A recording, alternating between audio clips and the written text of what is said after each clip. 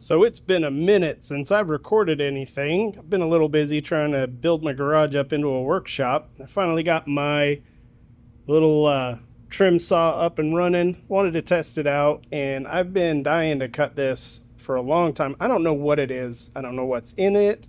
I found it out in Utah hiking a while ago and just looked really cool. I have no idea which direction I want to cut it. It looks like it's got kind of a layer through there. Maybe I want to cut across it. I don't know. I don't know if that's a window where some agate's hiding inside there. So I'm just going to go for it and maybe chop it straight across and see if it's anything.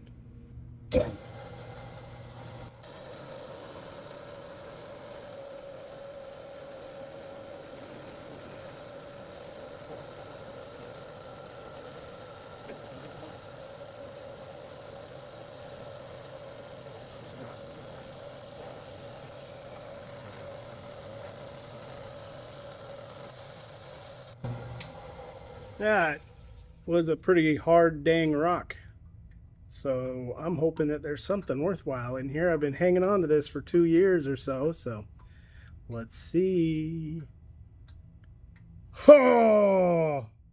Wah, wah. That's kind of a bummer, but also actually pretty surprising that it's just that uniform throughout the center. The way this outside looked, it really looked like something was going to be going on in there, maybe.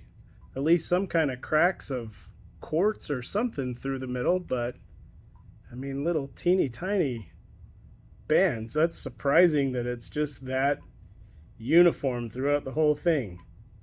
It's interesting. I don't know if that's like a chalcedony or chalcedony or chalcedony or however you like to say it. But it's super hard. So I'm guessing it's probably up in that type of rock.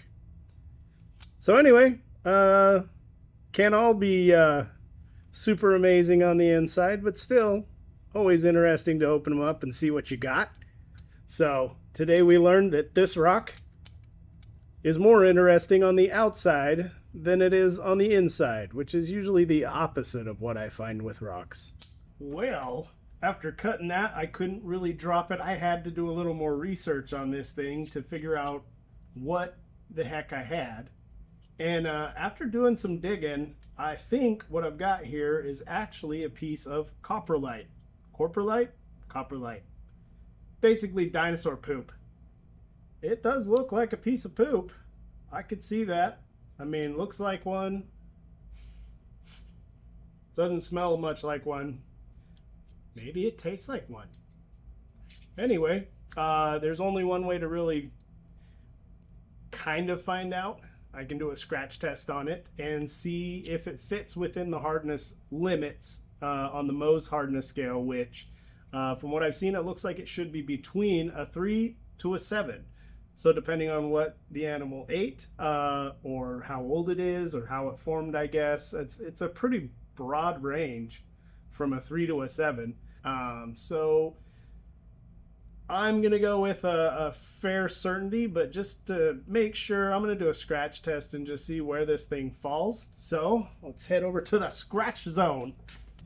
All right, so I got my handy dandy super fancy scratch test kit that I was able to find online for a $20 bill. These are actually really expensive. I never would have bought one if it was full price.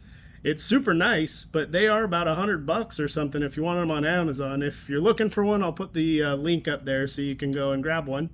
But basically they go from, softer up to the hardest. So getting to the 9, pretty much this thing's not going to scratch diamond, but it'll scratch dang near everything else. And then everything in between. So what it says is that this rock is supposed to be between a 3, 4, 5, 6, 7. It could be any of those. So I'm going to start at the highest because I think I'd rather scratch the rock than wear out my low scratcher.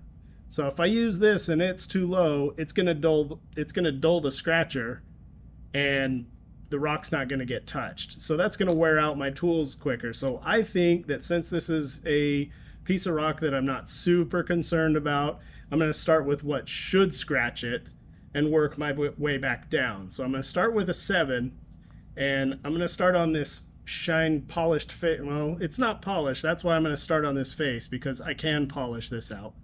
So scratching.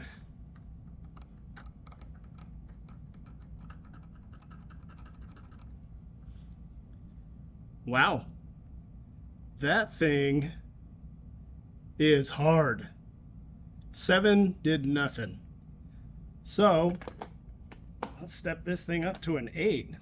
And I don't know if you can see that.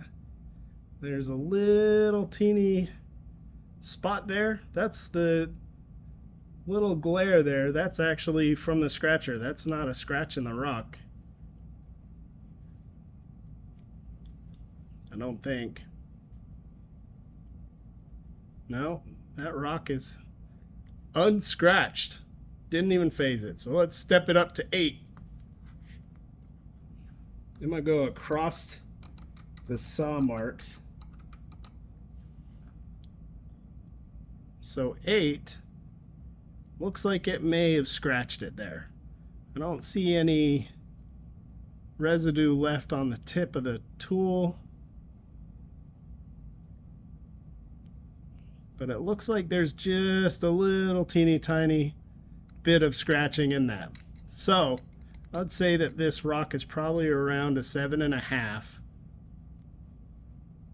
And this 8 is barely touching it, so maybe closer to 8. So I don't know. I mean, could just be that the dinosaur was constipated, so it's extra hard. I don't know.